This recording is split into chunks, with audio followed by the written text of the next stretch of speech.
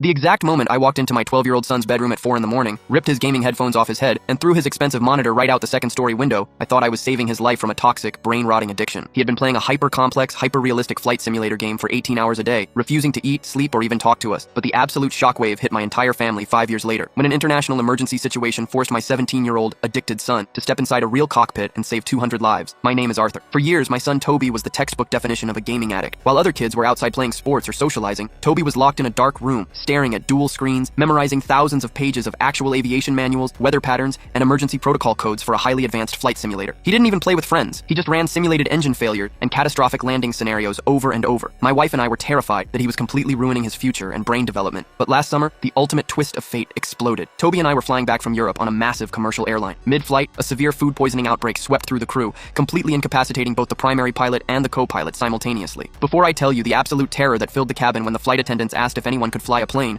I need to ask the audience watching this right now a real question. If your child was obsessed with a video game to an extreme level, would you ban it completely or try to see if it was a hidden talent? Drop your thoughts below and slam that subscribe button right now, because this landing is pure adrenaline. The plane went into a terrifying, sudden, steep dive, and panic erupted in the cabin. People were screaming, praying, and clutching their loved ones. That's when 17-year-old Toby calmly unbuckled his seatbelt, looked at a terrified flight attendant, and said, "I can land this aircraft. Get me into the cockpit right now." With no other choice, they let him in. Through the radio, air traffic control was screaming, expecting a crash. But Toby put on the headset, his fingers moving with flawless muscle memory across the hundreds of real buttons he had stared at for 10,000 hours in his bedroom. His voice didn't even shake. He bypassed the failed autopilot, navigated through a brutal thunderstorm, and executed a textbook, flawless emergency landing at JFK Airport. The entire runway was lined with fire trucks, but when the doors opened, 200 passengers cheered his name. The aviation board was so shocked by his skill that they granted him a full scholarship to flight school on the spot. I thought he was wasting his life in a virtual world, but his obsession was actually preparing him to become a real-world hero.